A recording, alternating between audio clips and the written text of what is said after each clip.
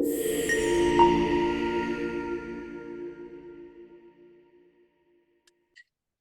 everyone, and welcome to this Q&A, which we have recorded as a part 2 for our Discover Your Inner Healer webinar. And I'm Susanne. I'm a coach from the Netherlands, and I focus on self-healing and self-love.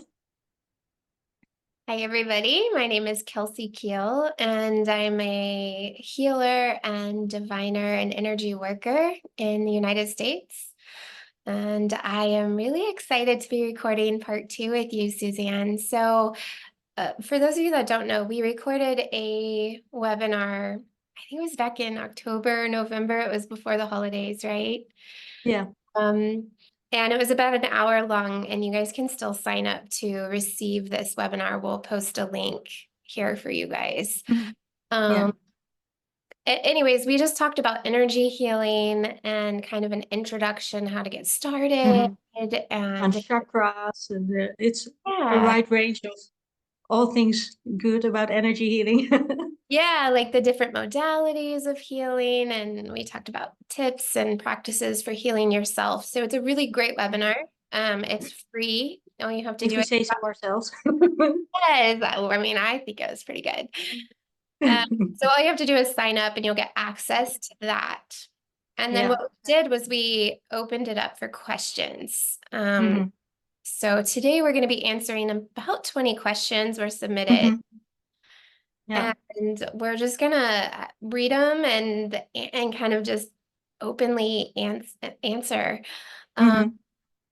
So Yeah, we just hope you learned something even more about, energy healing and, are willing to try it yourself and, find what feels good for you when it comes to energy healing. yeah, exactly. So should we just dive in with the first question? Yeah, let's go. Okay. So these aren't in any particular order. They were just kind of in the order people submitted them. And also, if you submitted a question, thank you so much, because this makes it very easy for us. Okay, so the first question was, why do I feel a heaviness on top of my head whenever I am meditating? What? To me, the first thing that came to mind was, of course, our crown chakra is on the top of our head. So I thought maybe you have a blocked crown chakra. Yeah, definitely. It could also be because when we meditate, we are pulling our energy up into our higher chakras, right? Right. So the heart is the bridge that separates your lower 3 chakras and your upper 3 chakras. So when we meditate, we tend to stimulate more energy in the upper 3 Yeah, there's a chakras. lot more focus going on here. Yeah, and so a lot of times we start kind of activating or opening or turning on those Yeah. chakras more. Yeah, you're opening up these channels, of course. Exactly. You're opening yourself up to a higher frequency typically when you meditate. And so the crown chakra does start to open and kind of, I think it's very normal to feel like a spiraling sensation. Yeah, or like a tingling or Yeah, that's super normal. And so that could also be translated as a heaviness. right. Um, Especially when you're new to it, it can be quite overwhelming. So don't be scared of it. Or there are many ways that you can, if you feel like there's a blockage, there's many ways that you can clear it, right? yeah. If it's a blockage, I would say it would feel more like you would have a hard time meditating. You would have a harder time feeling present while meditating. But if you're able to meditate pretty easily and you're still feeling any kind of sensation around the crown, then I think that it would probably be less of a blockage and more of an opening. Yeah, And exactly. so I see that as something that's very, very normal. I think a lot of people experience that. Um, Sometimes I'll even try and play with that. If I'm feeling a sensation, whether it be in my arm or my hand or my head, what I'll actually try to do is kind of bring those energies or that sensation even further down into my body, like get into my heart, or you can kind of play with it because it could just be higher frequencies wanting to come into you because you're in that meditative state. Yeah. And like I said, don't be scared of any sensations you feel. It's just your body reacting to those higher frequencies. Really. Yeah, I wouldn't try to get rid of it necessarily. You Mhm. just sit with it, and you can also always talk to, like your angels and your spirit guide and the team that is surrounding you. If it becomes too much or you ever experience something that you're not comfortable with, you can always Mhm. just talk to your team, the angels, whoever it is that you like to pray to, and just be like, I'm not comfortable with what I'm experiencing right now. Can you maybe like lessen this a Mhm. little bit or make it a bit more comfortable for me? And a lot Mhm. of times that's all you need to do and it works. Yeah, just ask. I agree. Yeah. Yeah. Well, we got quite a similar question that was about Reiki. Someone sent in the question about, like, my friend was practicing Reiki on me a few years back, and I got so hot and uncomfortable, I made her stop. It really scared me, and I haven't done any Reiki ever since. So, what was happening, and is this normal? So, yeah, it can be very normal, right? And yeah, of course, energy works different for everyone, and you can be quite sensitive or react quite extreme to it, but I've had a Reiki session once and I felt heat as well, but that's just the energy moving in your body. So that's really nothing to be scared of, and just let it move through you and welcome it. Yeah. I call this an energy detox Mm-hmm. symptom. Mm-hmm. Very common thing to experience when you're doing any kind of energy work, Mm-hmm. because a good Reiki healer or any kind of hands-on energy healer, what they're essentially doing is removing energies from your Mm-hmm. energy field that don't belong and Yeah. putting energies into your energy field that do belong. So that's Mm-hmm. at the very core of it. I think that's what energy healing is. Obviously, it's a little bit more complex than that, but the most basic thing is removing energy and putting energy in to you. Yeah. And when we're moving a lot of things around, whether we're taking things out or putting things in, it can create physical symptoms in the Mm-hmm. body. It Yeah. can, we talked about earlier, some people will experience tingling, dizziness, a feeling Mm-hmm. of lightness or like they're floating. Some people will feel heaviness. Some people will sweat even. Mm-hmm.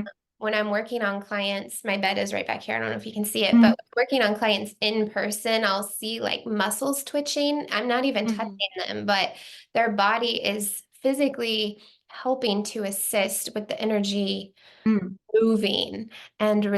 releasing. And so it can be very common.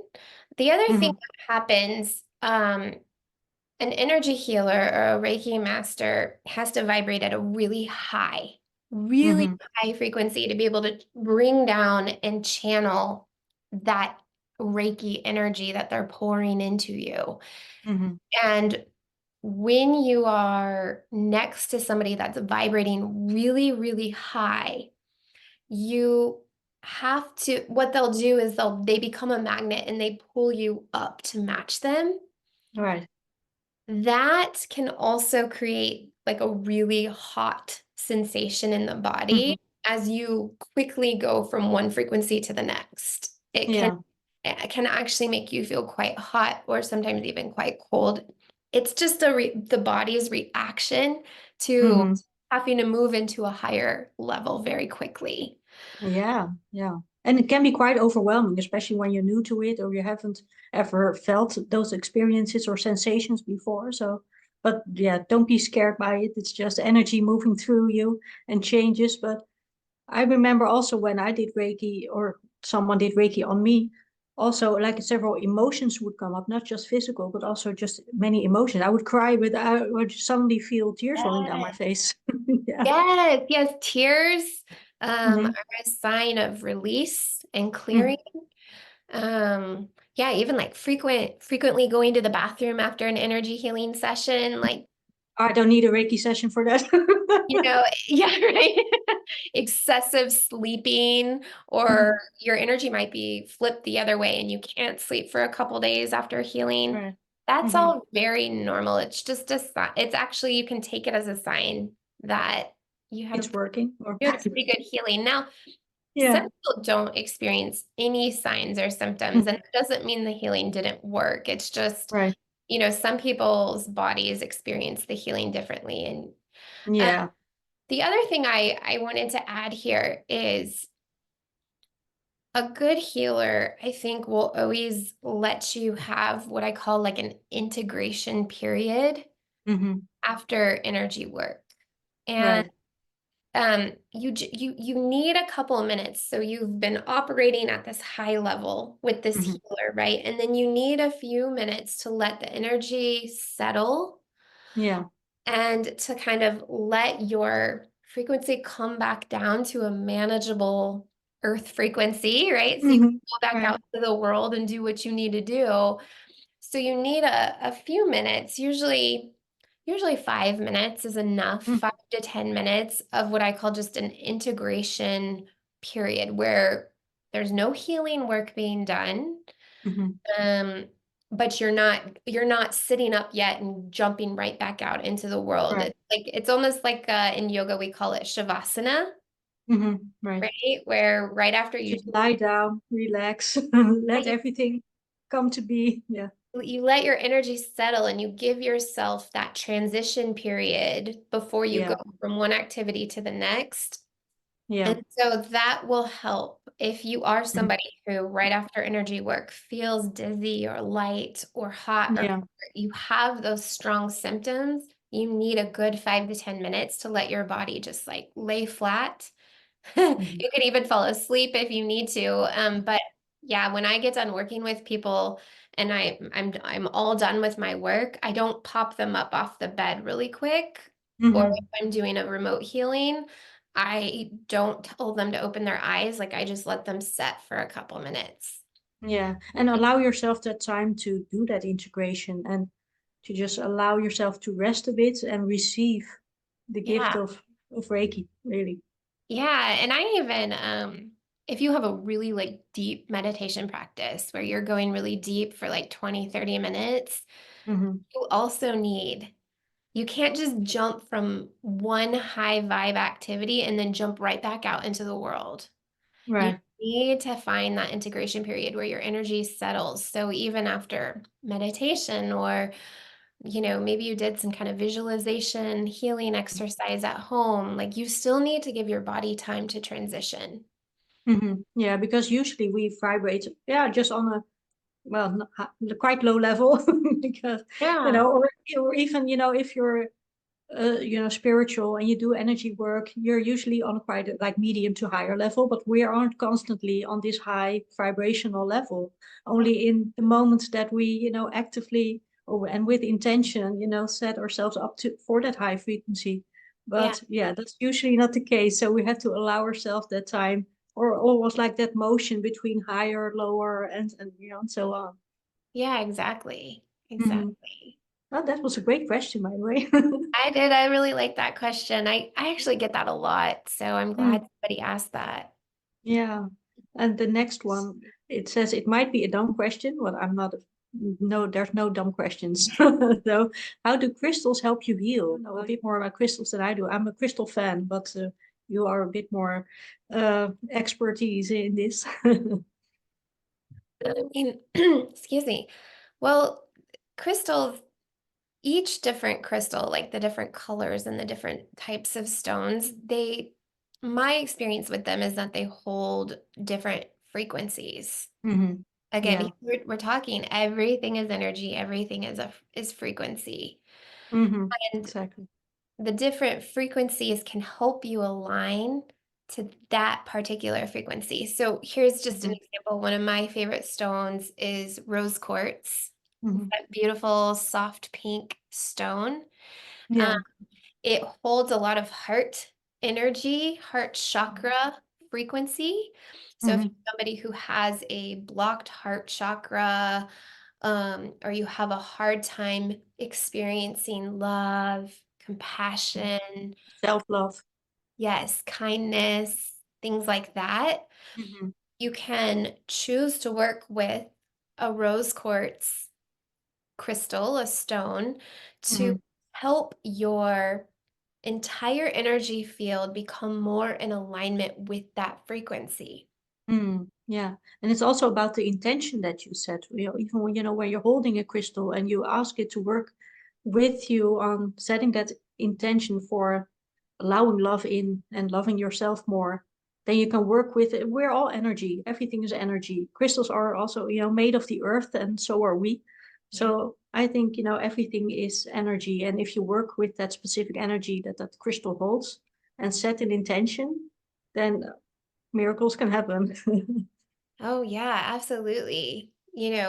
Um, whenever I get a new crystal, um, Mhm, I just, I hold it in my hand and mhm, I just kind of set a prayer, like I speak a prayer or an intention into that mhm, crystal. So again, going back to say it is a rose quartz, and I want it to assist me to keep my heart open and mhm, to experience that heart energy. And I'll just speak that intention into the crystal, mhm. And Yeah. then the way most people use crystals is they surround themselves with that crystal, because the more that they're with that crystal, the more their energy is going to be aligned with Mhm, the energy that it holds. So, a lot of people will carry them in their pocket or kind of slip them in their bra, mhm, wear it as jewelry, put it under their pillow or next to their bed while they sleep. You can mhm, meditate with it in your hands, or you can even, if you're lying down, you could place it on your heart directly. Um, mhm, a lot of crystals you can drop in water, so you can put them mhm, in your bath water and kind of soak in it, or if it's not a water safe crystal, you can put it on, just around your bath, and mhm. um, it's Yeah, kind I of, love doing like affirmations with them and yeah. to enhance my manifestation process. And Mm, when I want to allow love in, or for myself, I can get a rose quartz crystal, hold it in my hands, and just say affirmations like I'm worthy of love. I yeah. love myself, those kind of things. And if you put that intention, I'm all about, putting an intention, because that intention also holds a certain energy. So Mm. if you link that to the crystal you want to work with, then yeah, I think that's beautiful things can happen. Yeah, and also keep in mind that each of our chakras are associated with a physical part of our body as well. Hmm. Yeah, So, exactly.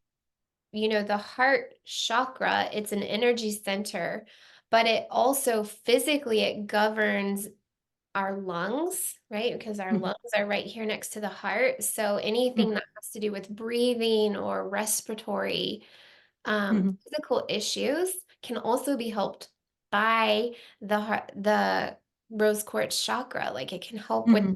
physical things, matters of breathing, any matters with the heart, so like blood pressure, um, any kind of heart problems. Yeah, like Yeah. the crystal So can there are also, many ways that you can work with them, of course. Yeah, yeah, it's not gonna like be a cure for these things, but of it's gonna course. be very Yeah, supportive in right. in supporting whatever else you're doing. So Hmm. Yeah, they're quite magical. They can fix us, but they're quite magical to work with. yeah. Do you have a favorite crystal you like to work with? I love the amethyst. Oh yeah. I Yeah. have like this beautiful, quite raw amethyst with a little like purple layer on top. I'm like, I fell in love with it the instant I saw it. I think you showed me that one, didn't you? I think so. Yeah. Yeah. Yeah. Yeah. I was like a proud mom. I like, look at my little Yeah. amethyst here. I think I remember that. Yeah. Yeah. Crystal nerds. I love that. Right. Would you like to read the next question? Okay. This question says, do you have any advice on finding a good healer or psychic? Mhm. I've worked with a few in the past, but I didn't feel like there was a strong connection. Mhm. Yeah, that's always hard. I find it also with like therapists, or there you want there to be some kind of connection. I mean, no, of course, you're not going to be like friends for life, but you, of course, you want to be heard and seen and understood. So I think that's the essence when you want to find someone that you work with. You want to feel comfortable with opening up to them and their energy. Yeah. I Mm. would, I mean, I would say to like shop around and Hmm. watch their videos, read their blogs. Yeah, do some research on them. Yeah, Mhm. listen to their content. Like on my website, for example, I have a free 15-minute consultation for Mm. people who want to see if we're a good match and we can connect. So you can always request that, like, hey, I'm looking for a good healer. I think we might be a good fit, but I kind of just, are you open to meeting up? And what I would say is you will, find somebody that you truly resonate with. Hmm. Yeah, and you will know it. You'll feel it. You'll feel it. It'll feel almost like a magnet. Hmm. You'll feel a strong, yes, I want to work with this person.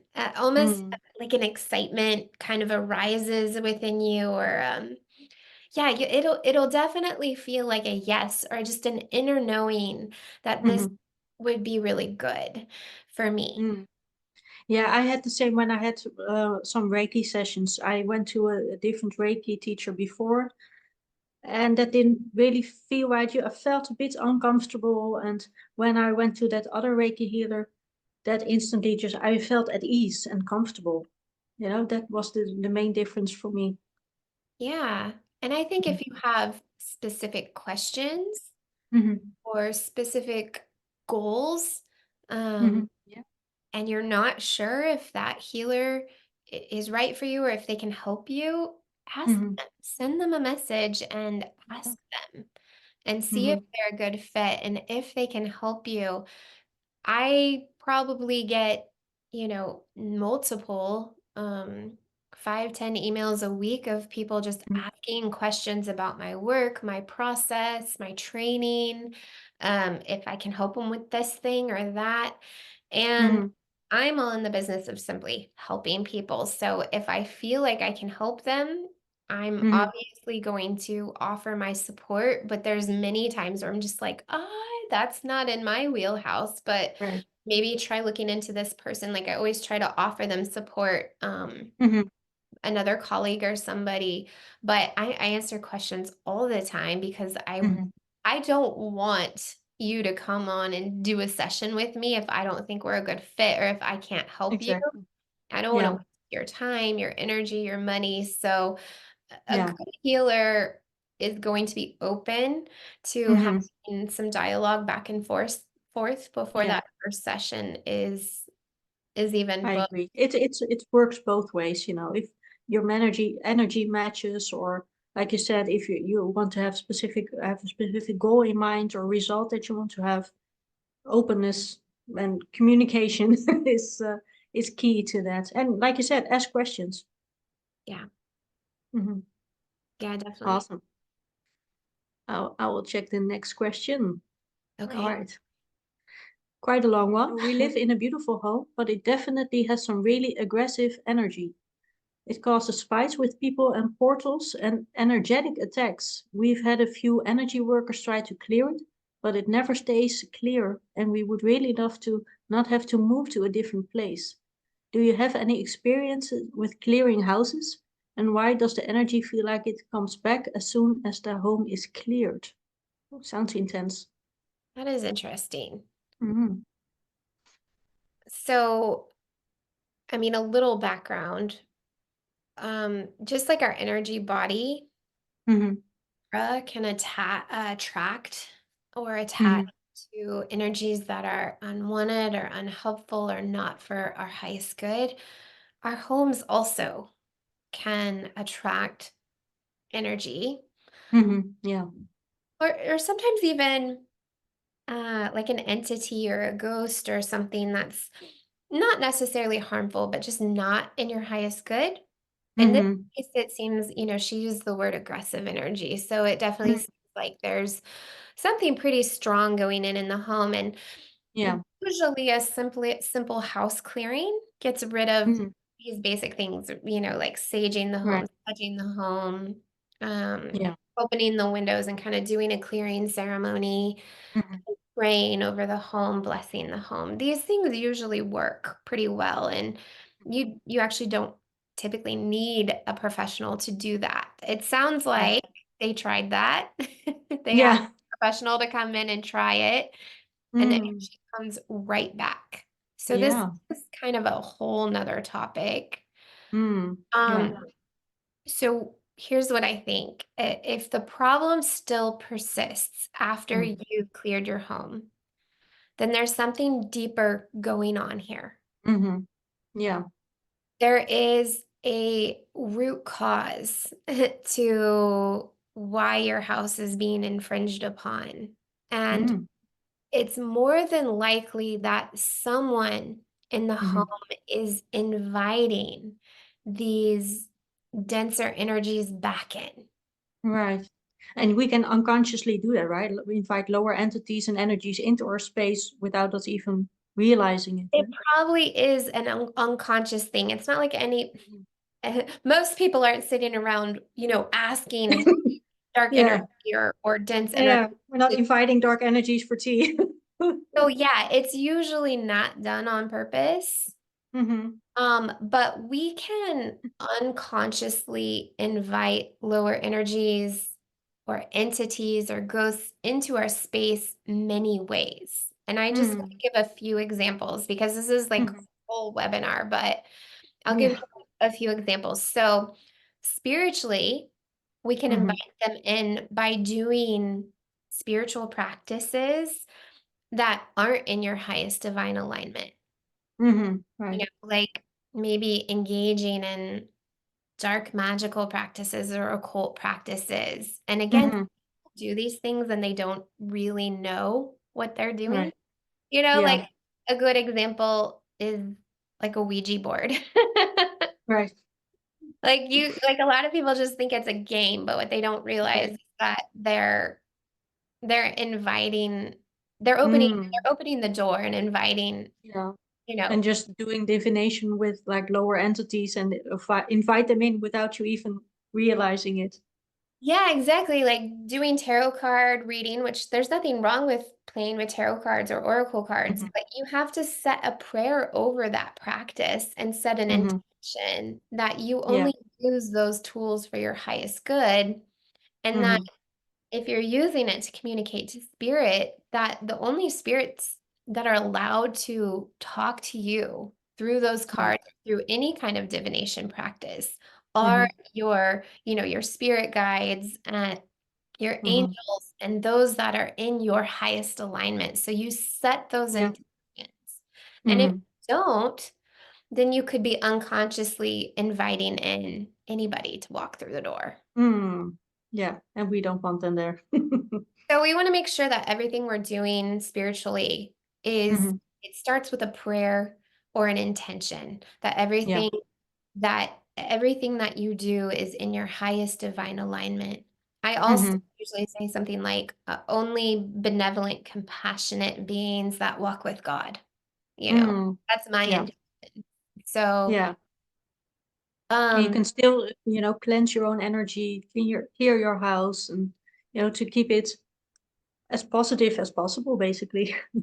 yeah, yeah. And I like the way I see the energy body is it's just like our physical body. Okay, you wouldn't go a day without showering or brushing your teeth or, Hmm. washing your face, right? So you Right. take care of your physical hygiene daily. Yeah. Also have to take care of your energetic hygiene daily. Right. Yeah. Just look at it as your aura. You have to wash your aura, Yes, you like have to. brush through it. Yeah.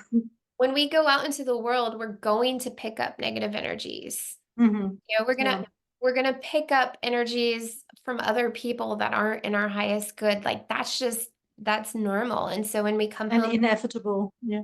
it really is. So when you come home at the end of the day, you want to cleanse yourself Hmm. and cleanse your body regularly, cleanse your aura Hmm. regularly, cleanse your home regularly. Hmm. And keep your vibration high, because then you won't attract as much negative energy and lower vibrating people. Yeah. Yeah, exactly. Yeah, Exactly.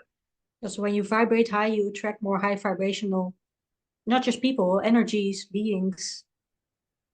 Yeah, actually, that's true because if you're constantly operating like in a state of anxiety or a Mm-hmm. state of sadness, depression, if you're angry all the time, like if you're Mm-hmm. always operating. Now, listen, Yeah. we all experience that. There's nothing wrong with experiencing those lower frequencies, but Mm-hmm. you know, when we talk about a high vibrating person, they learn to experience it, feel it, transmute it, transform it, and then they get themselves high again. But Mm. Yeah. if somebody in the house is constantly operating at a low frequency, Mm-hmm. they also, like Suzanne was saying, they become a magnet for lower frequencies. Yeah, And that's for sure. so if you have somebody in the house that is mentally or emotionally operating at a low frequency, they could also be attracting and bringing in a lot of energy that is going to be in that alignment. Mm-hmm. And again, you can use crystals, right? Or like essential oils to if get the house to feel well more positive and high Oh my, vibrational. yes, yes, yes. Bring nature indoors. Mm-hmm. Okay, because especially if that person that's operating on that low level, if it's not you, you have no Mm-hmm. Right. control over it. You can't change them. So what you Right. have to do is bring more high vibe energy into the home to offset it. Yeah. Bringing in plants, things from Mm-hmm. outside, bringing in crystals, Mm-hmm. bringing in essential oils, like diffusing the air with essential oils. Mm-hmm. All these things are very simple and they raise the entire frequency of the home, Mm-hmm. everybody living in it. Yeah. And this can kind of help offset the energy. If someone in Right. your home is going through like a hard season of their life right now, Mm-hmm. can kind of help to offset that energy as well. Yeah. And Awesome. then, Great question again. well, We have let me many say, great questions on that. that was a really good question. Let me say one more thing too, Of course. because we were talking about how people unconsciously invite lower Mm-hmm. energies in. So we talked about how we could do that spiritually or energetically. We talked about the mental and emotional piece, but there's also a physical piece as Mm-hmm. well. One of the biggest ways we attract lower energies and entities is through addictive behaviors. Mm. Right. Um, Yeah. is through addictions. And listen, we all have something that we're addicted. Mm. Yeah. I love chocolate a bit too much, but I mean, I think I'm probably addicted to my phone at times. no one's perfect. No, like, listen, we all have addictions, but Mm. especially addictions to substances, alcohol, Mhm. drugs, um, Mhm. things like that can actually, they do invite in a Mhm.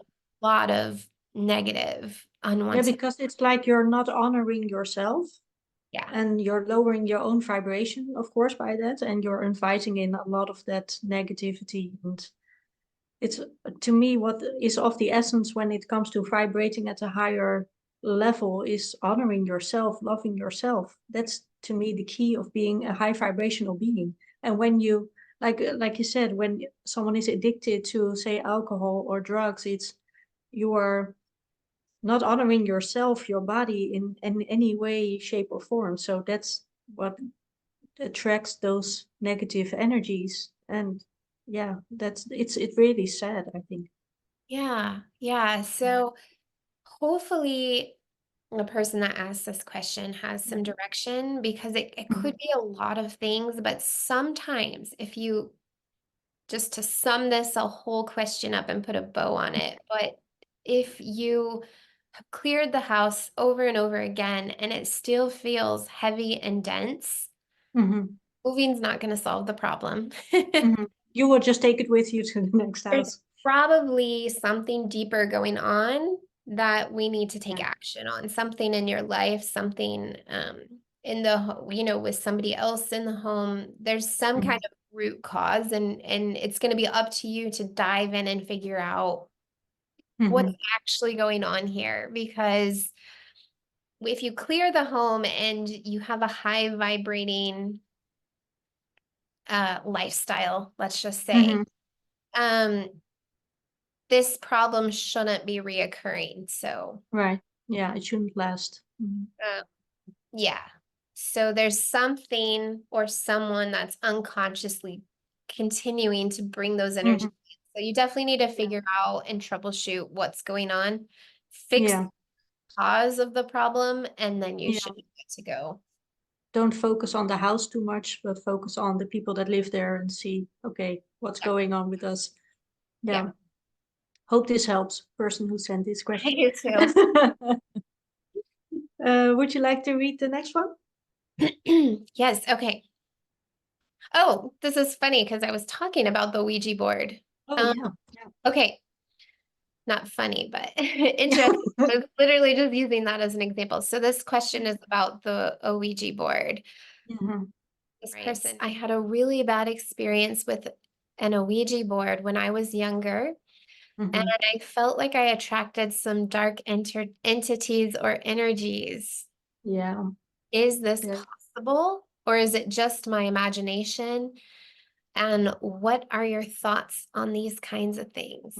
Well, we now know that it is definitely possible when you have dark magic, or you let it enter your life like that. You invite, or can invite, those more dark entities and energies to your life. So that's it, definitely possible. Yeah, here's what I think. And the Ouija board itself is not dark or evil. Just like the tarot cards are not dark or evil, or any other form of divination tool.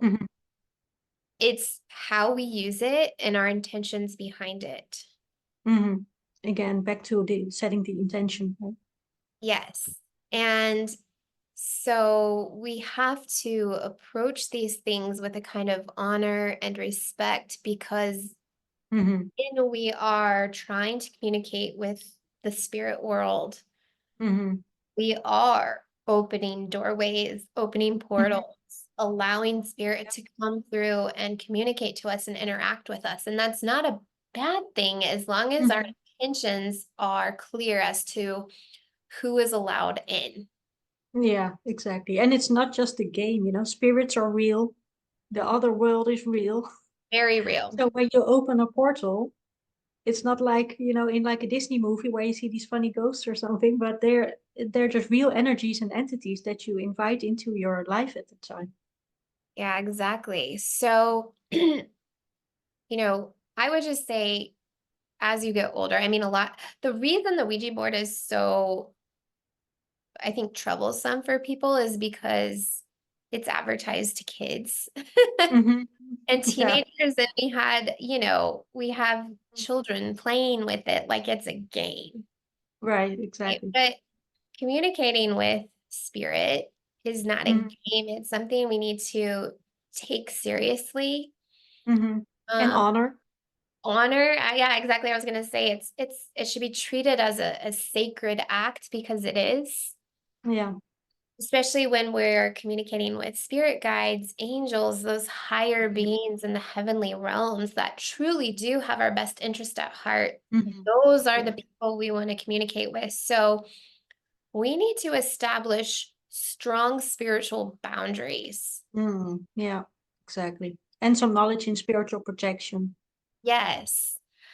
Yeah, spirit, yeah. And So honestly, be careful, be sensible with it. Because like you said, it's not just, like a fun board game. It's not Monopoly that you're playing. You're inviting in real energies and entities. So honor it, be serious about it. And like you said, have some knowledge in spiritual protection to keep yourself safe. yeah, exactly. And if you do feel, because I've actually worked with people who've had similar experiences, and they have kind of felt like if they had a really scary experience as a child playing with the Ouija board, or they had a scary experience as a child just with an interaction with a spiritual Mm-hmm. being, Mm-hmm. and they sometimes feel like these energies have followed them throughout their life. Mm-hmm. And Right. so, if that's you or somebody you feel like, maybe somebody like that, Mm-hmm. um, you can work with a healer, or you can even yourself clear yourself from all those energies, all those attachments, Mm-hmm. cleanse them from you, cut any cords or attachments you may have to that experience, Yeah. and, cleanse your home, cleanse your energy field, just like we've been talking about, in some Mm-hmm. of your questions, Yeah. and completely just let that part of your life go. Mm. That's for the best. Yeah. And Mm. then don't dwell on it, because the more you try to dwell on it or bring it back up, Yeah. you just invite those energies back in. So, Mm. What you focus on grows. So yeah. that's, yeah. And I Focus on mean, the good. to be honest, I think anybody who goes through like a spiritual journey, a spiritual awakening, like, you're Mhm. gonna make mistakes. Of course. I mean, I Yeah. know I did in the beginning. You're gonna have to learn discernment. You're gonna Mhm. have to learn who's in your highest good, what's in your highest good. You're going to have to establish strong energetic boundaries. Mhm. Oh, Like, yeah. that's part of the learning process. So, Exactly. Yeah. And nobody else can do it for you. You have to learn that all by yourself. You have to fall flat on your face, get back up and do it again.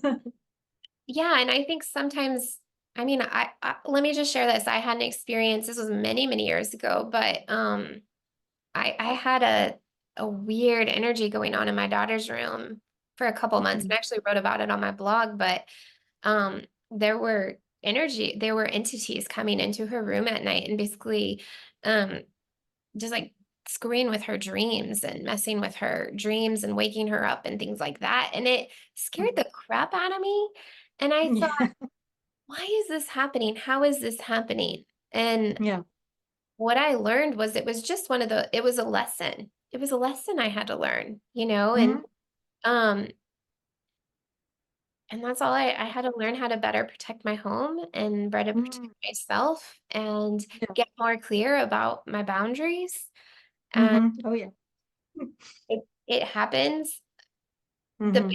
The biggest thing I would say is don't be scared of these things, because what I was shown during that particular experience is that once they knew I could see what was Mhm. happening, they were Right. scared of me.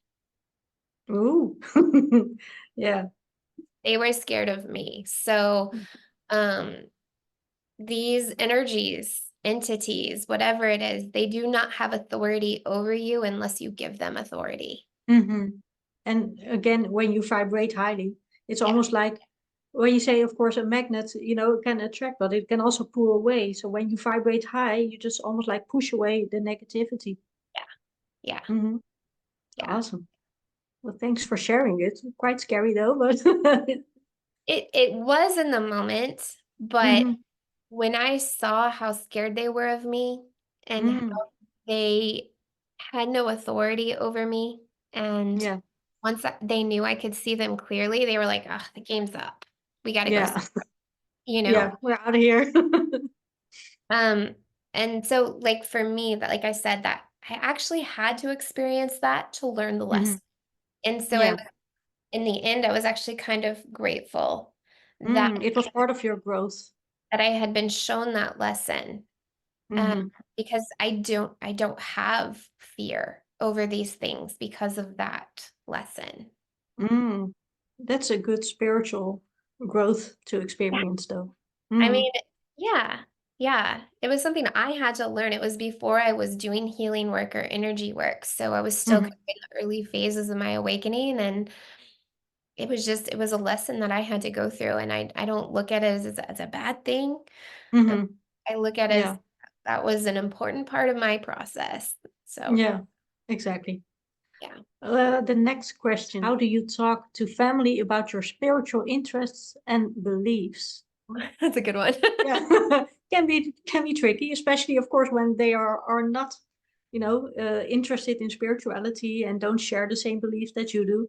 But Yeah. my main advice is really just to, stay open to what they have to say and what their opinions and beliefs are, and don't force your beliefs on anyone. It's like the same with religion. If one is Catholic and other is like Muslim or atheist, and you can all talk about, how you experience it and how you what you believe to be true. But then again, you don't have to force that upon someone else or convince them that how you see it is the only correct way. So just, learn, listen, receive, be open. And that's it, really. And of course, your spiritual interests and beliefs are yours and yours alone. So honor them as you honor yourself. And if others are inspired by that, that's awesome. But I wouldn't force it on anyone. Just see if they're open to it. If they're not, that's fine too, Yeah. Mm. Yeah. This is a hard lesson I think a lot of people have to go through. Mhm. Um, I, for a lot of people, you're just going to have to accept the fact that most of the people in your life Mhm. are either A, not ready, Mhm. or the level of spirituality that you are at. Mhm. Oh yeah. They B, they don't care. They're not interested Mhm. in Yeah. your lifestyle, your belief, which is fine. Mhm. Or C, they're just afraid. They're afraid Mhm. of the unknown. They're scared of the unknown. Mhm. Okay, so you just have to accept that not everybody is going to be on the same page as you. And Mhm. so I get it. It's hard because Yeah. your family are supposed to be your closest allies, your closest support. Um, Mhm. I will just say personally, I don't talk about my work. There's Mhm. very, very few people in my inner circle even who I talk about my work with. Right. Yeah, Who I same talk, with me. who I talk And about, that's fine. yeah, you have to learn that it's okay. You Don't just have to find your soul family, your soul tribe somewhere else. I mean, they're out there. I mean, look at Kelsey and me. We found each other online and we're like soul family now. So Aw. But I mean, don't take it personally because like I said, Mhm. it's not you. It's them. Mhm. They're Exactly. they're not ready, they're scared, they don't care, whatever. Mhm. It's okay. Yeah. Don't So take it too personally and, move on. I mean, seriously, since my personal like spiritual journey and growth, it has really accelerated in especially the last 2 years. And I've lost about 3 friends already. And because they didn't grow with me. And even that, it's like okay to, not be constantly on the same level. Most of us aren't anyway. But sometimes when someone is still here and you're already there, and just the energies don't match up anymore. And of course that's hard. It's always hard to, to lose friends that you were close with. But sometimes you have to just, I have accepted to let it go and make room for new connections and new friends. And sometimes friends aren't always there to stay in your life forever, but just for a period of time, for 5 years, 10 years, 15 years, whatever. And I just respect the time that we had together and think of that fondly and now move on to new connections. So it's a roller coaster, that's for sure. yeah, But it's also part of that growing journey. yeah. And I think there's an underlying theme to this question because especially when we are going through when we're changing, when we're growing, when we're going on to like a new phase in our life, a lot of times we need to seek validation Mhm. from the people closest to us. Like we Mhm. need that validation that we're on the right path. Okay. Right. And if you're up leveling spiritually Mhm. speaking in your life, it can be a kind of it can be a little scary at times, or it can be like, oh my God, am I going crazy? What's happening? Mm. And so a lot of times we feel this need to overshare our life Mhm. with other people because we need to be affirmed and validated by our friends Right. and family. Yeah, because it can be quite a lonely journey. It really can, but here's the thing that I've had to learn is I've just had to learn to be secure in who Mhm. I am and what I Yeah. stand for and what I believe. And Mhm. when I am secure and I have a solid foundation, I know who I am. I know where Yeah. I'm going. I know what is true for me. Mhm. And when I'm secure in that belief, I don't need to be validated. Yeah, when you have a foundation that is so strong, no one can shake it. Exactly. And that's Mhm. why I don't bring up my work with 99.9% of my friends and family Mm. Right. because I don't need to. Yeah, exactly. You don't need that validation anymore. You know within yourself that what you're doing is right for you, is your path that you're walking on. And we all have, we all walk our own paths. They're all different, and we should respect the fact that they're all different. Yeah. And Mm. specifically speaking, your spiritual life is sacred. Oh yeah, absolutely. And so if you feel like there's somebody in your life who wouldn't understand you Hmm. or would judge you, Right. you don't need to invite them into the most sacred parts of your life. Exactly. Exactly. So if they are open to it and they're approaching you and they're wanting to talk to you and learn more about your life and your spirituality, then that's one thing. You Right. like you were saying, like just be very open and Hmm.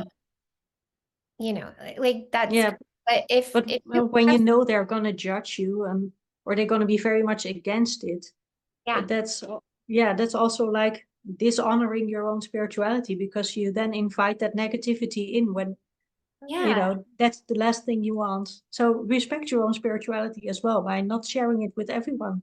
yeah, Not everyone is almost like worthy of knowing that sacredness within you. yeah. That's how I've always kind of approached that. Is like I don't need to let everybody into the most sacred parts of me. I don't need to share all that. Yeah, exactly. You don't invite strangers into your house. Your house is also like a sacred space, right? So you don't just let anyone into your sacred space within yourself. That is the spirituality. Exactly. Yeah, awesome.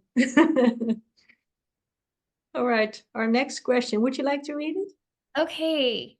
This person says, I really want to be able to communicate with spirits and to receive visions or messages, but no matter what I do, I can't seem to connect. Mm-hmm. What should I do? Interesting. Yeah, I've had that struggle myself. When I would, I would do, what you call like everything right, Yeah. and just meditate, quiet my mind, open my crown chakra up for for downloads. I would ask them like, okay, let me know what I need to know right now. What is your message to me? Or I could use some encouragement. What can you tell me? Spirit guides, please talk to me. And I would just sit there in meditation and like nothing's happening. I'm like, and I would get so frustrated with myself. I'm like, what am I doing wrong? Yeah. And then sometimes, like later on, I would suddenly hear a conversation or overhear something or hear a song that would just say the words that I needed to hear. And it's like, okay, messages can come in a way that you really don't expect them to come. And I even heard that because that was a message that did come through. Like, they don't always come the way you expect them to. It's not like a loud voice that is blaring like, you're okay, you're on the right path. Sometimes it's just a little white feather, or if that's your symbol, or you can open yourself up to the communication with the universe and say, okay, I want my sign to be a butterfly, a white feather, whatever has meaning to you. So it can come like that as well. It's not just some loud voice blaring like you're okay. So yeah, be open and curious to how messages and signs come through. That's my main advice, really. Yeah, I would add on just release any expectations you have Yeah. because people have an expectation of, you know, I'm going to see this spirit guide and they are going to clearly tell me this message. And if that's Mhm. your expectation, you have Right. closed yourself off to all the other ways that spirit Mm. communicates with you. Oh yeah, that's for sure. Because spirit communicates to us very subtly. Hmm. Yeah. Well, sometimes quite direct. So no worries. They can sometimes That be is true. quite direct as well. But 9 out of 10 times, they're not really. It's usually very subtle. It's usually like just an inner knowing or an inner feeling or a subtle little whisper or a little sign or a symbol or Hmm. something. Like it's usually very soft. Hmm. Like even like, if you read the Bible, that when these overpowering angels would literally Hmm. physically show up and Hmm. Yeah. the people most of the time would just like freak out. They're like, "Oh, am I dying? Am I dying? I'm dying." Like they would freak Yeah. out. Did I go to heaven already? And that's what I mean by release expectations, because honestly, you don't want that to happen. Most people Yeah. would be scared to death if Oh yeah. a spirit physicalized right in front of you. Oh yeah. I would be too. So understand that they speak to us very subtly because they don't Mhm. want to scare us. Um, Yeah, and exactly. also, And sometimes you can feel them as an energy, I think, yeah, because when I do communicate them, I feel differently. I feel calm. I feel, it may sound weird, but I feel a lot of love within me, and I just have a smile on my face from one ear to the other. So you can feel their love. So they're like your biggest supporter team. I always see them. It may sound a bit weird, but I always see them as like, they're standing on all in one line, all with these little pom poms cheering me yeah. on like cheerleaders. Oh yeah, I actually tell people, like I tell my clients all the time, if you could only see the numbers of Oh yeah. spirits and spiritual powers and angels that are at your back, if you could only see that, Hmm. you would never feel alone and you would never feel insignificant. Like it's And you would never doubt. no. Uh, Mm. the other thing I would say is your intuition, your Mm. intuitive gifts, they are like a muscle. It's something you have to practice. You have to develop Mhm. and strengthen Yeah. your ability to receive messages. Yeah, because And they can sometimes feel like a gut instinct or this feeling like, or hey, just this little trickling of like, this is intuition calling me. And those subtle messages can come from your spirit guides as your intuition. yeah, there's a lot of like intuitive development courses out there or practices, things you can do to strengthen your intuitive gifts so that it is easier to receive spirit messages. But it's definitely something like you want to commit to, you want to practice Hmm. getting Yeah. good at it. And even just like being in meditation, if you don't have a Hmm. regular meditation practice, it's going to be hard to receive messages because you Hmm. need to learn to get quiet. Yeah. Because like I said earlier, that voice of spirit is usually quite quiet. It's quieter Hmm. than the mind Oh, is. yeah. Because when you start to meditate, the first thing when you try to um, quiet your mind. You always like the ego pew, pops up, and it's Yep. like, and suddenly you hear like conversation that you had last week or the song that you have just heard. It's very loud and overpowering. So when you try to get past past that and it's almost like a sea, when your ego is like where all the busyness is, like where the waves are. But when you dive deeper, it's a lot more calm and quiet. So Mhm. when you try to dive into that sea of your mind, that's where the quiet is, and that's where the messages can come. Yeah. Mm. And you can, of course, start a journal. Like whenever you do communicate with spirit, write it down so you don't forget what they've mentioned. Yeah, I agree. I think like one of the ways spirit first communicated to me when I first really started learning to communicate Mhm. with them was through my dreams. Mm. And when I started writing down everything that I was seeing in my dreams, every little symbol, every little Mm. thing, I really started figuring out what they were saying to me and how they were communicating it to me through my dreams, like the more I wrote that down and took it seriously, Mm. the Hmm. more dreams I got. Right. Yeah. And so, if you're being communicated to an angel numbers or feathers or other signs and symbols, like just write everything down because Hmm. that shows, well, what it does is it teaches spirit because they have to learn how to give you messages that you Hmm. will receive and understand, and you have to learn Right. how to translate those messages. And so Hmm. when you write it down, it lets spirit know either, okay, they're getting my message, so I'm doing Yeah, it it is correct, or received. Yeah. maybe I need to switch up how I'm delivering these messages. So it Yeah. actually it teaches them what Hmm. you're understanding and how you understand their messages. So the journal can be really, really helpful. Hmm. Yeah, and sometimes we get messages and signs and we don't even realize them. So also try to be aware of them, and it's also like this gut feeling when you know you're actually being given a sign, and your ego is like, nah, probably not, or I'm waiting for a more shinier sign. Yeah, When your gut feeling is telling you this is a sign, it yeah, is a sign. exactly. Yeah, don't let your ego talk you out of it. Awesome. Well, the next question is, I'm at a soul crushing job and I just feel like I should be doing something more meaningful with my life. But I'm stuck behind this desk all day long and I need the job to live. So I feel stuck. What advice do you have?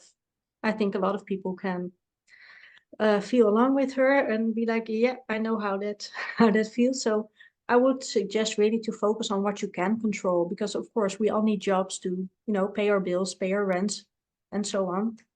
But focus on what you can control, and that is your free time. So do things that give you energy, that make you feel happy, that light you up, and it can even be like a side hustle that excites you, and you may even make some money with it. So and find joy in really the small things. So like I said, focus on your free time, what gives you energy. Maybe it can be yoga, it can be dancing, it can be reading a book, going in nature. Just focus on those small things to, again, lift your energy and your vibration. And yeah, like I said, start a side hustle. Who knows what can come from it. Yeah, I actually think this is like a story we've told ourselves, or Hmm. even I think it's a lie we tell ourselves that our job must always align with our purpose and passion. Mm, right. Yeah. For a lot of people, that's simply just not true. For most people, I think that's not true.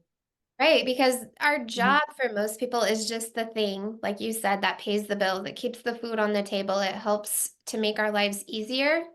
And Hmm. it's also that thing that pays for our hobbies and our interests and our passions. Exactly. Yeah. So a lot of times we think because I'm not getting paid to Mm, do to really fulfill my purpose or my mission or my hobbies, my passions, my interests, because I'm not getting paid to do that, hmm.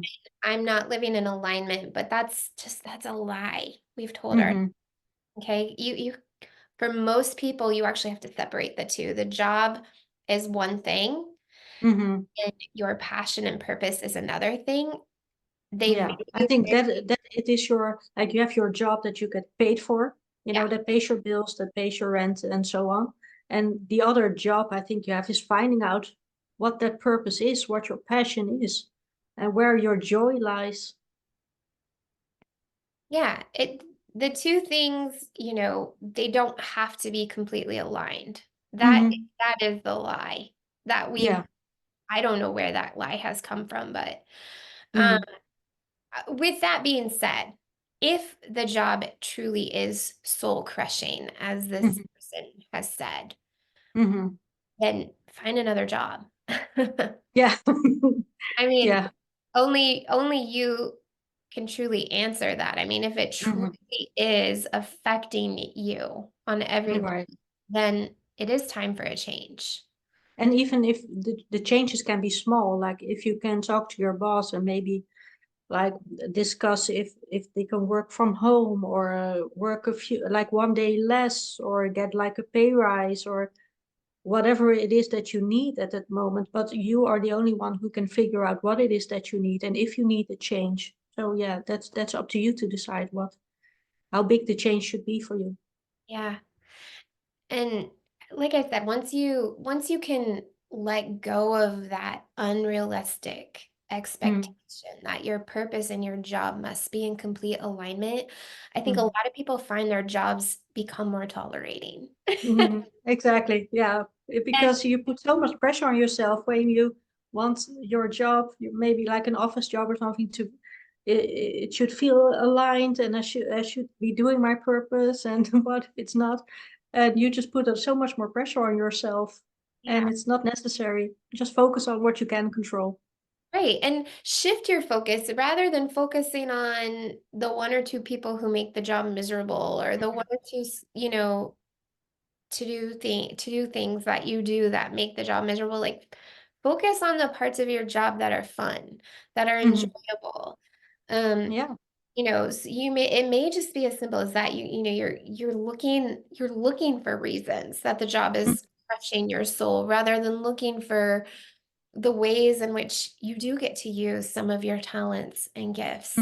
And Yeah, you started the job for a reason. Maybe when you saw the ad for the job, you were excited about it. You applied for it, and there must be a reason there. So you can also find that reason. Okay, why did I yeah, apply for that job? Why was I excited about it at that time? So go back to that core of yourself, like why you.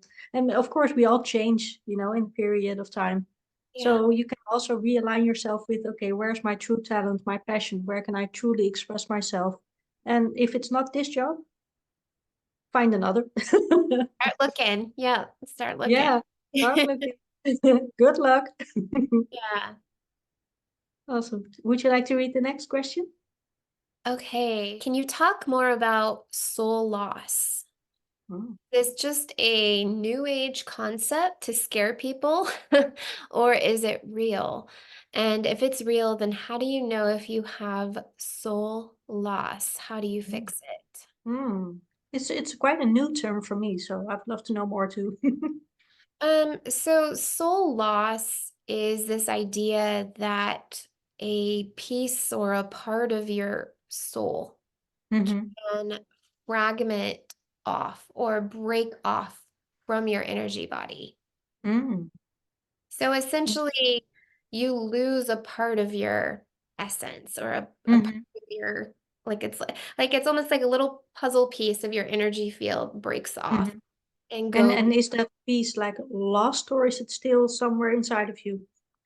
It usually separates completely. Mm. Mm. That Um, sounds it scary. it's actually it's common. Not Mm-hmm. it's not happening to everybody, but Mm-hmm. I would say, there's quite a few people who are experiencing this. It usually happens with trauma, Mm-hmm. an extreme loss, like maybe death or you lost your house in a fire, or usually Mm. something in your life you experience as really traumatic or difficult. Quite an extreme situation. Yeah, it could also be like a serious illness, an injury, Mm-hmm. even. But Mm. usually something happens in our life where a piece of us Mm-hmm. wants to escape and it does not want to experience the discomfort Mm. of Right. Is it a whatever. bit like dissociation? I would say that that is how, modern day has tried to describe what is happening. But on a deeper level, you can lose a little piece of your energy. Now, Mm-hmm. if you lose your soul completely, if the entire soul disassociates from the body, that's called death. Mm-hmm. Okay, that's so soul loss is just when a little part of you breaks off. Mm-hmm. Um, And how do you know that you're experiencing that? so most people will feel a strong sense of loss, like just Mm-hmm. they feel like a part of them is literally missing. Mm.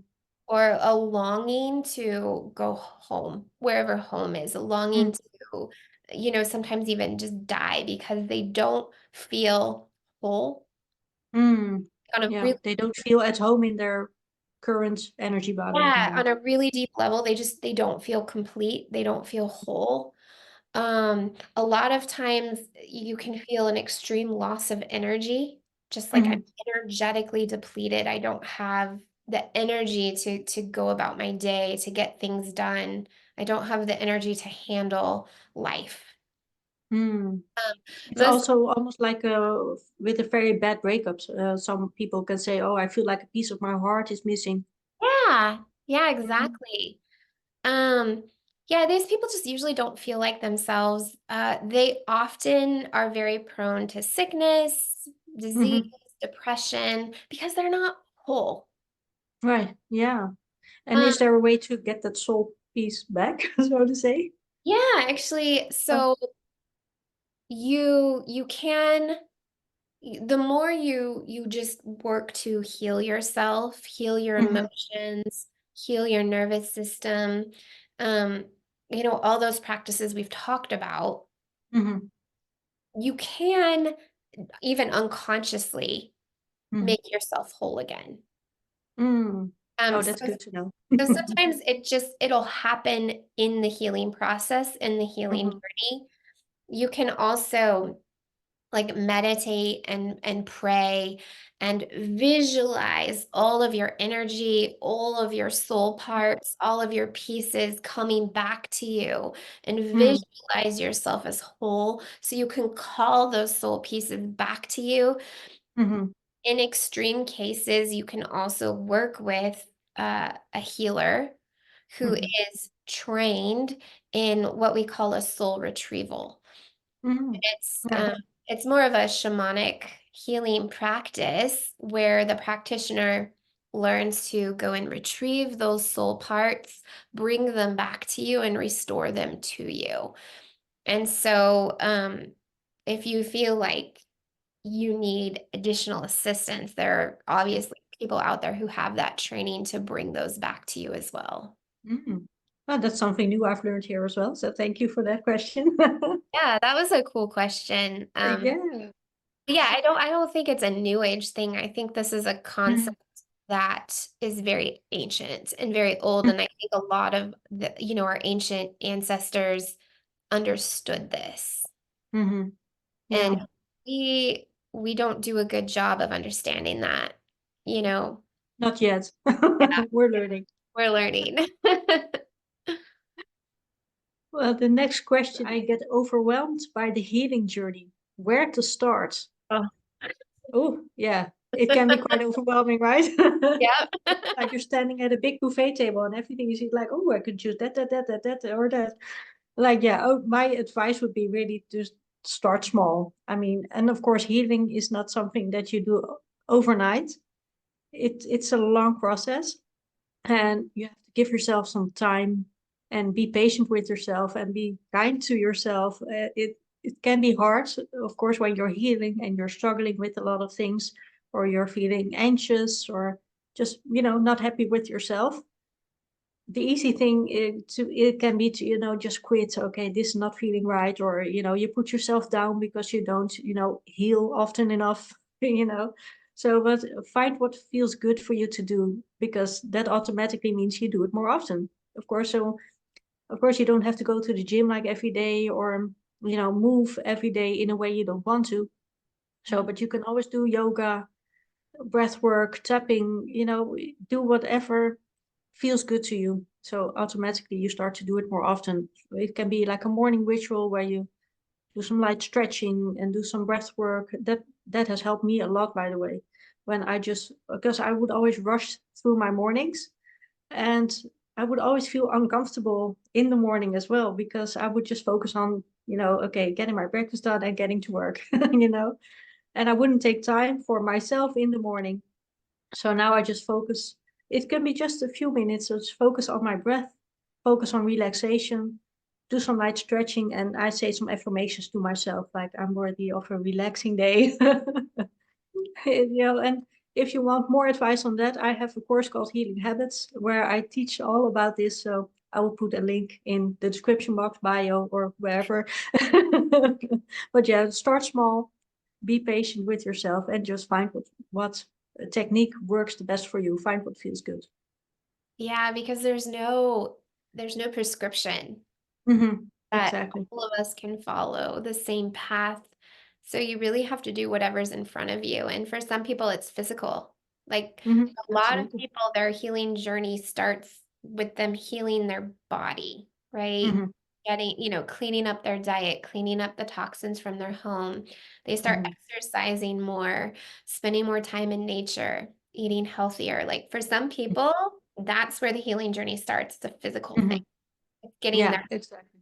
physical body as healthy as they can. For a lot of people, they start with the emotional and mental Hmm. healing work. It could Yeah. be like working with a counselor, a therapist, a coach, learning to regulate your nervous system, things like that. And then Hmm. other people, they want to start more with the spiritual stuff. So they start a meditation practice, a yoga practice, and Hmm. they get into Reiki or energy work. I can't tell you what to do. So like Susan Hmm. was saying, it doesn't it doesn't matter where you start or how you start. Just do the thing that's in front of you, the thing that excites you, that feels good, the thing that Hmm. makes you feel like you're healing. And Hmm.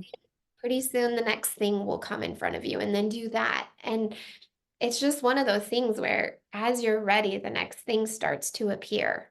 Hmm. And it's And also important to, combine these two. It's not just mental or physical or spiritual, but try to interweave them all, because when you learn to, they work together. For me, it was essential in my own like mental health problems that I had to actually like almost invite my body into that, into the techniques that I was doing, because I was only being like busy in my mind and focusing on my affirmations and my tapping, and I was like ignoring my body in this. yeah, So it's like essential to, bring your body into that practice. And for me, that it was important to work out. So it can be as simple as, put on YouTube and put on some music and dance along to a video that you love. It's about incorporating all those techniques and into what feels good for you.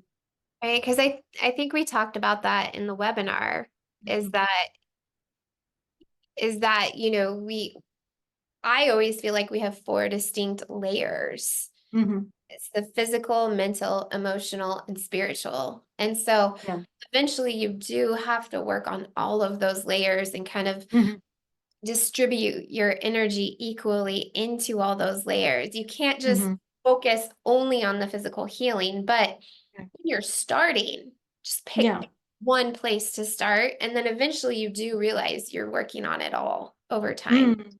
Exactly. So you can start, with doing like one yoga session a week and from your home, if that's what you're comfortable with. Yeah.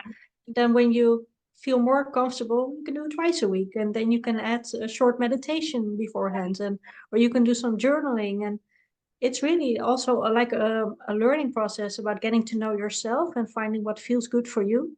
Yeah. And that was the same for me. I started to do some more dance, and I go to dance class now because it empowers me to feel good in my body. So yeah, it's allow yourself that journey of discovery and what works for you. Yeah. Great. Mhm. All Okay. right. Next Yeah. question Yeah. is, how do you know when a chakra is blocked and how to unblock it? Yeah, that's always a good one. I mean, so basically, you just want to, it would be helpful to have a basic understanding Hmm. of each of your seven energy centers Hmm. and the emotions and the properties that are associated with each of those seven. I mean, Hmm. you can learn these things pretty quickly. There's tons of Yeah. information out there. Yeah. Um, so here's just an example. Your very first chakra, which is your root chakra, it's located at, the base of the pelvis. Hmm. And if you study it for even just a few moments, you'll learn that it governs our survival instincts, our sense of safety and security, our Hmm. worthiness, and our boundaries. Hmm. And so if you have this basic understanding, then you can pretty much self-diagnose if the chakra is blocked or not. So for example, Hmm. do you have a lot of fear? survival Yeah. instinct, right? Mhm. Do you often feel unworthy? Do you lack boundaries? Mhm. If you answered yes, then these are going to be very obvious and clear signs that that particular chakra is blocked or out of balance. Mm. And because it's also, of course, your lowest chakra is basically like the foundation of your chakras. Yeah. So when you know it's if your foundation isn't solid and you feel unsafe, that's when you know, like, okay, my foundation isn't very solid right now. So it can be that my root chakra, which is my foundation of my chakras, of my energy body, then there can be a blockage there. Yeah. Yeah. And Mhm. remember when we were talking about the crystals, and the heart chakra governs like our breathing, our lungs, our heart. Well, so Mhm. going back to the root chakra, um, you can also have physical symptoms in the body that the root chakra is imbalanced. So, for example, hip pain, lower back pain, problems in your legs, your feet, your knees, also the kidneys. These can also be symptoms Mhm. that that root chakra is imbalanced. So you don't have to be an expert on the Mhm. chakra. Yeah, it's quite basic information once you know the basics You about chakras. Yeah. you can just you just need a very simple understanding about the Mhm. seven main chakras and what they govern. And if Mhm. you have that basic understanding, it can really have a profound effect on your life, because I think the seven chakras are really a blueprint of Mhm. what our life should look like when we are completely balanced. Mhm. Yeah. And of course, there are many ways to unblock and heal your chakras, of Yeah. course. So, yeah, Yeah, I we mean, know all about it. so I have a course. You were mentioning your course, your Yeah. healthy habits course earlier. I have a course called Energy in You, and I Mhm. dive into each of the seven chakras and different ways to unblock and heal them. For example, different yoga poses can open and activate each chakra, certain essential oils, working with herbs, certain crystals, even musical notes, sounds, Mhm. frequencies, foods, diets, different meditation techniques, different breathing techniques, mantras. There's literally an infinite number of ways to unblock and heal all your chakras. So if you are curious, I can also link that course for you. Mhm. And of course, stay connected to your body and your physical body and your energetic body. So you can feel the symptoms. Because I remember when I was diagnosed with severe anxiety and I had a phobia, I would always feel a lower back pain and I would twist myself in these weird positions that would constantly block me. I mean, I know that now, but I didn't at Yeah. the time. So your body is telling you also, you're blocking yourself here. Yeah. Yeah. Yeah. Yeah, Like, but oh, there are many ways you can fix that. Yeah. yeah. That's awesome. Next question. How to remove all devils and demons forever completely in my life? I Wow. know we've kind of covered this somewhat. Yeah, the lower frequencies and how to protect yourself against the lower frequencies by being a high vibrational being yourself. Yeah. Yeah. I mean, Mhm. definitely your vibration is everything. So, Mhm. like I mentioned earlier, if you're living in a constant state of low vibration, Right. if, for example, you're just a very negative person, you're always living in judgment, gossip, you have those addictions, everything we've already Mhm. talked about, you're going to attract those lower frequencies in your life. Mhm. Because they feed on our fears, insecurities, our doubts, all the negativity They do. in us. Yes. Mhm. And so the more you raise your vibration and your consciousness, the less these things will be attracted to you. Mhm. Exactly. So work on raising your vibration and being as high frequency as you can. Mhm. The second thing is to find God, and, for me as a woman of faith, like find God and Christ in your heart. Mhm. And I know that this is maybe triggering or going to be hard for some people to hear, but it's the truth. Mhm. And this isn't a religious conversation or a dogmatic conversation. It's just everybody has to choose which path in life they're going to walk down. Yeah. I mean, are you going to walk down the path of God, or are you going to walk down another path? And And for those who are not religious, which I'm not, for me, because I've always had a bit of a struggle with the word God because I don't have a God myself. So yeah, for me, when I hear the word God, I just link it to the universe. yeah, So that's like a higher being that is in my highest good as well. yeah. And I get it. I mean, the church and religion has harmed me as well. Like Mm-hmm. but there's obviously a path of light and goodness and love, unconditional love and support. There is that path, Mm-hmm. and there is a very clear dark path. Mm-hmm. Yeah. And it's up to you which you choose. There is a lower level. And Mm-hmm. I think a lot of people, and earlier years in my life, I was guilty of it too, of kind of just walking down the middle or not getting clear about who I walk with. Who do I Mm-hmm. walk with? Right. Um, and so when you choose clearly Mm-hmm. who you walk with and what your Yeah. spiritual boundaries are, that path, and I mentioned this earlier too, that path, that other side has no authority over your life. Mm. And keep yourself spiritually protected. Yes, Mm. yes. Spiritual protection is a very real and important thing. Mm. Absolutely. Um, You can protect yourself daily, right? it's yes, yes, and Mm-hmm. it's your prayers are probably the biggest thing in your life that can protect you. Mm. Right.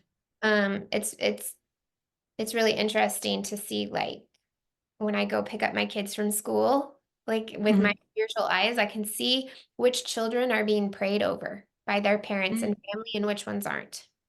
Wow. The power of prayer. It so you can pray for impermeable protection Mm-hmm. daily. Right. Every morning, every night, pray for protection over your home, your children, your family, your pets, yourself. And, Mm-hmm. learn to work with those spiritual beings that are on the highest path. Mm-hmm. Learn to work with them. They are your guardians, they are your protectors. Call them in to be around you whenever you feel unsafe. I call Mm-hmm. them in at night to stand around the four corners of my bed. I call them in to stand around the four corners of my home. I ask them to protect me all the time. Mm-hmm. Yeah. And the I don't yeah, that's Mm-hmm. my best advice, because I think your prayers are way more powerful than people realize. Mm. That's for sure. Okay. Shall I do the next question? Yeah, go ahead. Okay, the next question is, do you think antidepressants or pharmaceuticals can stunt your spiritual growth? Okay, good question. And I think a lot of people deal with this. We've been through a lot of stress and new situations with COVID, of course, and a lot of people dealt with anxiety or had to take medication for a pandemic. So I'm aware that it can make people doubt, like, okay, is this stunting my spiritual growth? But it definitely does not have to. And of course, I think even say, for instance, you're on like anxiety medication or depression medication. Sometimes you need that to drag you from this dark place into the light, and it can be very helpful. So when you are open to growth, and no pill can stop you. And I know this for myself. I dealt with severe anxiety, but I decided not to take pills because wanted to I didn't want to feel that brain fog that can come with it. But that being said, it does not have to affect you to a point where you don't grow spiritually anymore. It's up to you to decide that you are in control still. Yeah, I actually I would take the same opinion. I don't think that there is anything that can stunt your spiritual growth if it's not meant to, you know? Mhm. I think that Exactly. we are way more powerful and we can Mhm. overcome anything. I also think that, you know, particularly like an antidepressant or something, it can actually be very helpful to some people Exactly. if they Yeah, are, because sometimes we deal with emotions or sensations that we don't really how to handle them, how to cope with them.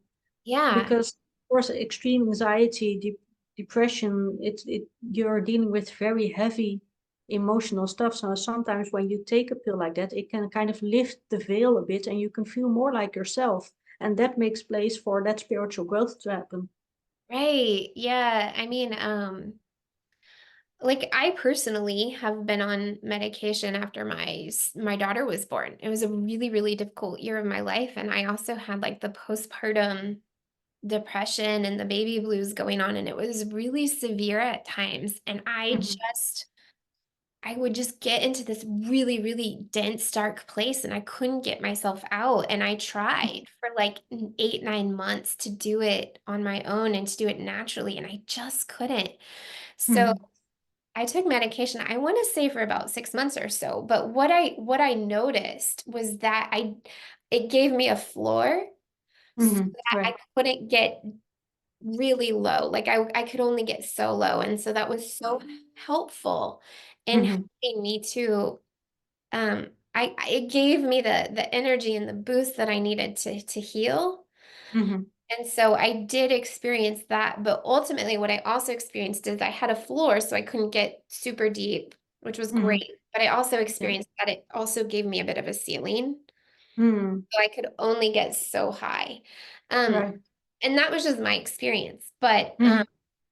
so ultimately, once I felt like I had built a solid foundation of the Mhm. like 6 months where I was really able to regulate my nervous system and do some healing and kind of reset, Mhm. then I was able to slowly come off of it so that I could, you know, raise my frequency. But it's it's not a one size fits all thing. I mean, some people Mhm. it is going to be very helpful for you. And as far as stunting your spiritual growth, I don't think that that is possible. If you're Mhm. meant to spiritually grow, then you will. Mhm. I agree. I agree. Yeah. All right. The next question. Can Reiki heal my stress and anxiety? Mm. Well, you're a Reiki healer, so I will allow you to talk first. Okay. Okay. You know, Reiki and really any form of Mhm. energy healing, it absolutely has the ability to soothe your Mhm. nervous system. Mhm. These practices are usually very calming and relaxing. In fact, Mhm. a lot of my clients end up falling asleep in the middle of a treatment because it's just Mhm. soothing for your soul. Yeah. But also, to me, the main thing to remember is, stress and anxiety don't only exist in the body, but they're mostly in the mind, and our body react to what's going on in your mind, of course. So Reiki can help your energies to flow, but you may also need some focus on the mind and thought patterns that you have, of course. Yeah, yeah, I agree with you because energy healing is always going to help whatever you're Hmm. doing in your life. It's always going to enhance any Yeah. other, you know, healing modalities that you do.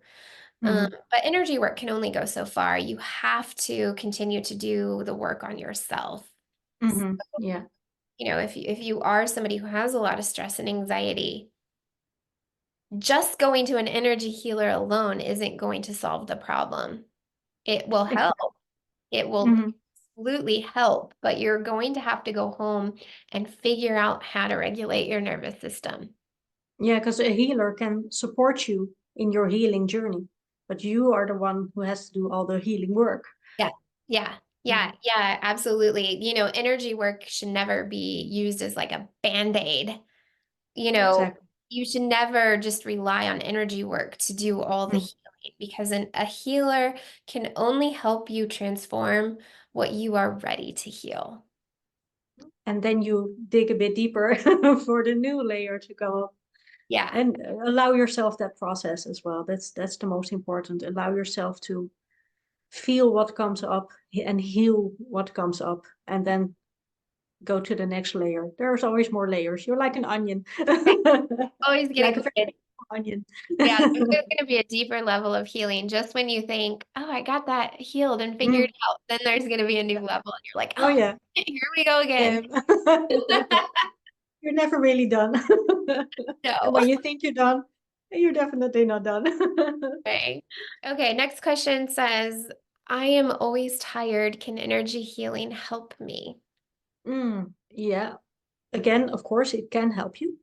And yeah, there may be a blockage in one of your chakras, that's why your energy is not flowing and you're low on energy. And of course, like I said, Reiki can help with that. But as we mentioned before, it's not a band-aid. You shouldn't focus on that alone. So it can be essential to look at the thought patterns you have and beliefs that you have, or maybe you have like a lack of boundaries that you set for yourself, that people are constantly asking you questions and you keep saying yes to everything and keep giving your energy to others instead of yourself. Then that's something that should be considered as well. Mhm. Yeah, and also as a healing practitioner, if somebody comes to me and is really low energy, physical energy, very tired all the time, one of the first things that I'm going to personally look for is on the outer walls of the aura, right? The Mm-hmm. edges of the aura. I'm going to be looking for holes, rips, tears, cracks, leaks, Mm-hmm. energy leaks, things like that because think of like a water balloon. Okay, Mm-hmm. so you have a big water balloon and you pop a little hole in it, it's going to leak, Mm-hmm. Yeah, right? it's not going to leak very quickly, but slowly and steady. And the And more holes yeah, you have, the more it's going to come out, of course. and even if you keep filling that balloon back up, it's still going to leak. And so I actually see the energy field like that sometimes. It's super common, just like, oh, our body gets bruised up, right? We get Mm-hmm. scratches, we accidentally burn ourselves on the stove. Okay, so our physical body kind of can get damaged. Our energy Mm-hmm. field, it goes through wear and tear as well. It gets damaged. Mm-hmm. So somebody who's very tired or energetically drained, Mm-hmm. they probably need some aura repair. They've probably got some cracks or holes in their auric field that just needs to be repaired. And so energy healing can really help with that. It's Mm-hmm. super, super common to have those things. I pretty much everybody has them, I think. Most like Mm-hmm. Yeah. majority of the people that I see who don't get frequent energy work, they have holes or drains in their Mm. energy field. And And so, I think it's also essential to just look at your sleep pattern. Like, yeah. yeah, do you sleep at a regular hour? Do you get enough sleep? Do you get good sleep? And because yeah, you need that 7, 8 hours. I need 9. So yeah, just look at your sleep patterns, and because that's really a cornerstone of good health. Oh, I agree. Yeah. Mm. So Yeah. make sleep a priority and your aura. Yeah. Yeah. All right. How can I release emotions that I feel are trapped in my body? Okay. Hmm. Yeah, I had that a lot when I was dealing with my anxiety, because your anxiety, it would feel very physical to me. I would shake. The muscles would tighten. My shoulders would be here instead of there. So that's everything we feel. It has also a bodily reaction, of course. So I would first, of course, become aware of that. Become aware of your body and how you move, how you sit. If you relax, are you really relaxed? So let your body, your muscles, consciously react. Set an intention to relax yourself, and You can also do some somatic movements and yoga, mindful walking. Just really feel your body in what you're doing. So Yeah. be aware of your body.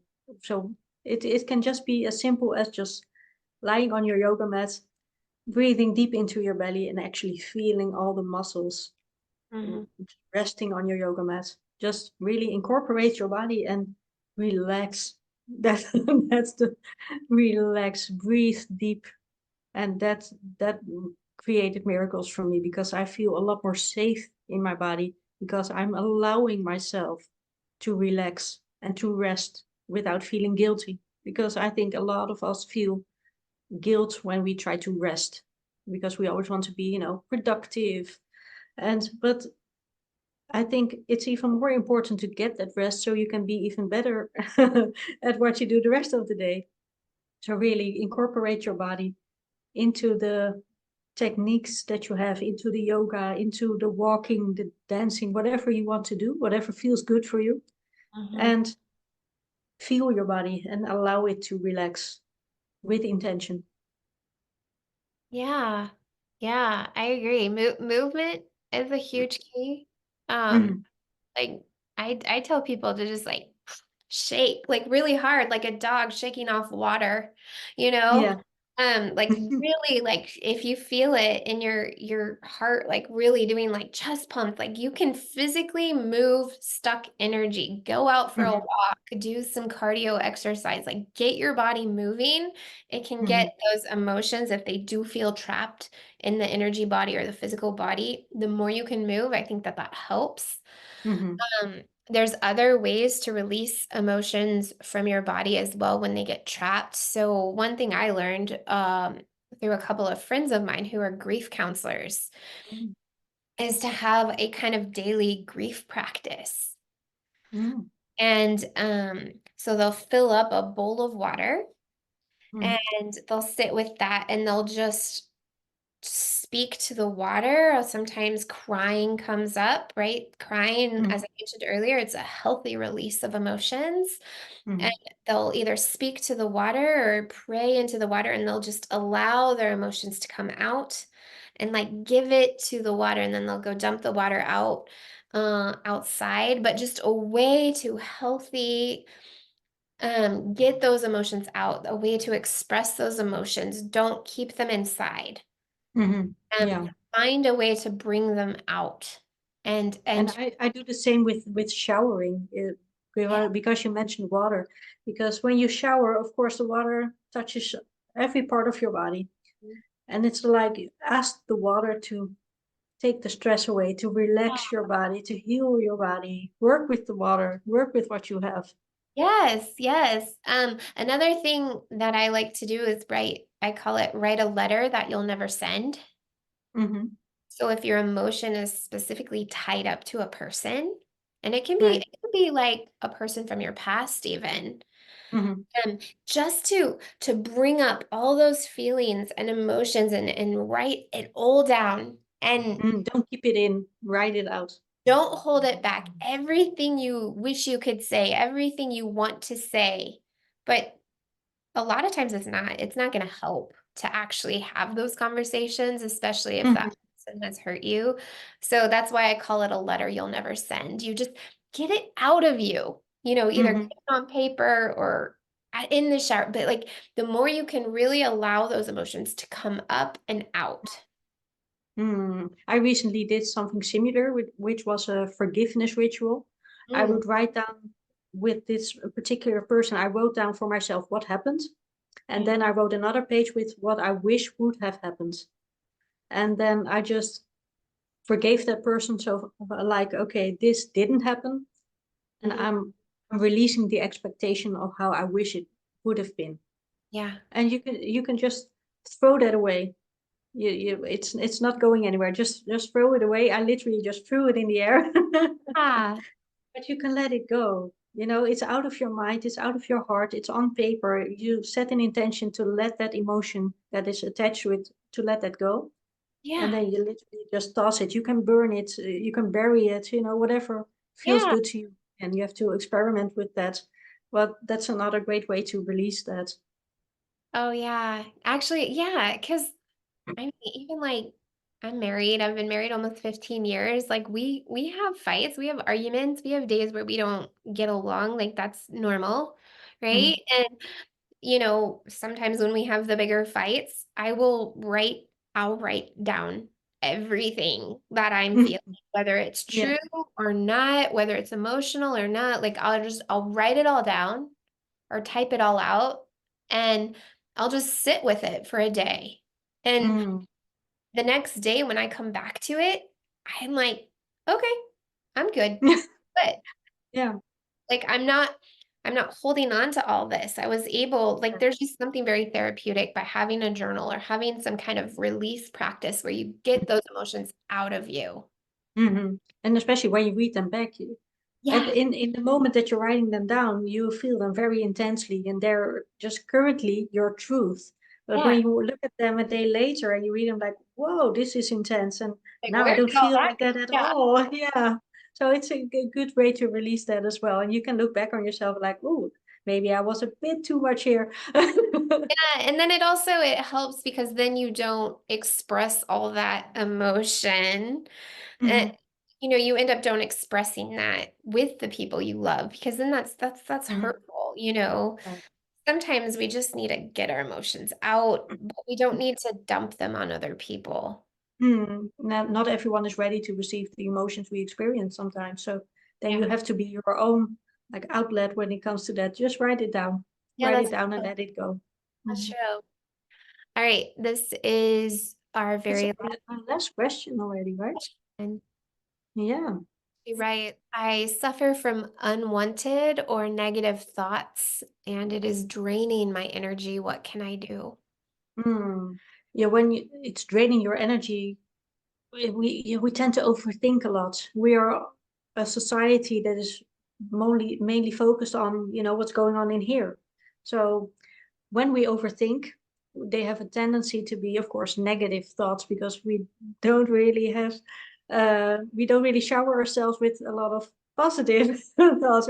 We don't constantly think, oh, I'm so great. Oh, you usually think, I'm not good enough for this, or I'm not talented enough, or not good enough, and so on. So I would really suggest to just get out of your head and more into your body. And because the anxiety and the overthinking, all the negativity that's going on, it's all going on up here.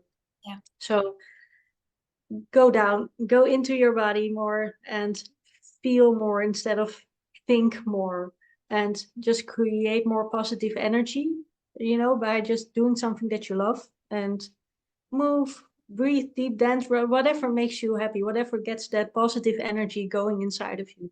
So I always say depression hates a moving target. So connect to your body more and move in the way that feels good to you, and just stop going up here and be present in your body more.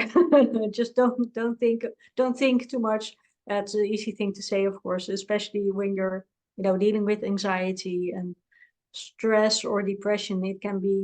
It's all up here, of course. So we tend to overthink a lot on so many things. So I would really say, okay, be kind to yourself. It's normal to overthink. I think we all do it. So yeah, just be kind to yourself. That's my main advice. And move. Yeah, that's great advice. I also think sometimes those unwanted or negative thoughts aren't even ours, Mm, right? Especially if you are very sensitive or empathic, mm, yeah. you could also just be picking up on other people's thoughts and emotions. And that's really Mm, what an empath does is especially like an unawakened empath, somebody that doesn't really know they're empathic, is they pick up on mm, everybody else's energies and they think that it's actually theirs.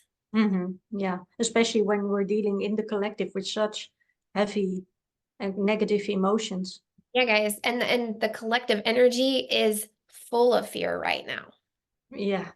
It's very negative. I mean, and if you don't know what I'm talking about, go turn on the news for 10 minutes. It is all Mm, bad. Oh yeah. When I watch the news, I literally feel my energy go down. There's So, so much fear and negativity in the collective right now. And so, mhm, and so when you go out into the world and you're engaging with the world, you're going to pick up on all that negativity and that darkness and that density. And so just a really good practice that I've learned when I start feeling those unwanted things or that like obsessive thought that's draining my energy is like I go, okay, time out. Pause. mhm, Is this mine? mm, And I just ask that question, is this mine? And then I wait for the answer. And 99% of the time, it's not even mine. mm, yeah. It's not mine. And then it's just Mm. like, oh, okay. I, Yeah. I'm just picking that up from somewhere else. Yeah, and it's kind of crazy how much you can pick up, especially when you're high sensitive, when you're an empath. You can feel thoughts from your neighbors, your family members, your friends. When you talk on the phone, you only have to hear their voice for like not even a minute, and you already feel like, oh, they're carrying some heaviness with them, and it can be as easy as that. You can pick it up from animals, from everything that has energy. Everything. Yeah. Mm, And so that's why I think it's really important to have those daily cleansing practices, those clearing practices where we mentioned earlier, you're in the shower and you're letting the water not just clear your emotions, but clearing all the physical baggage that you've picked up throughout the day, all the energetic baggage that you've picked up out throughout the day, everything that's not yours, yeah. everything that's not helpful, wanted, and in alignment with you. You have to learn to clear yourself. Mm, Salt is a great clearing tool. So a little salt scrub while you're in the shower, put a little salt in your bath. You can sage yourself, smudge yourself, work with essential oils, work with crystals. There's all different ways to clear your energy field. But I think a lot of times, if you're picking up a lot of those negative thoughts and emotions from the outside world, you've got to learn to clear it every day. mm, Otherwise, those things they get lodged in your field, they get lodged in your mind, and then you can't shake them. And they mm, drain you. They yeah. completely and absolutely drain you. So you've got to learn to clear yourself every day. Mhm. And I use a mantra myself for that. At the end of the day, I say, my energy is my own, and all the energies that are not mine, please send them back to the owner with good intention. Yeah. Yeah. It can be as And easy as that. You can visualize it for yourself. Just see yourself radiating and see all the energy that is not yours. It can be a different color, but you can just visualize it going back or to the earth or to their owner. yeah. And Mm. then the other thing is if those thoughts are yours, Hmm. and what happens is they start to loop.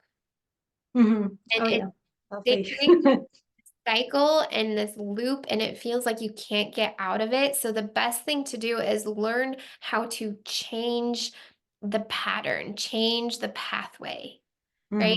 Hmm. We've got to figure out a way to like put an end to that loop. And so Hmm. when you start feeling yourself cycling in this draining negativity, and I think you said this earlier, but I'm just going to repeat it because it's so important, is you have to switch it up.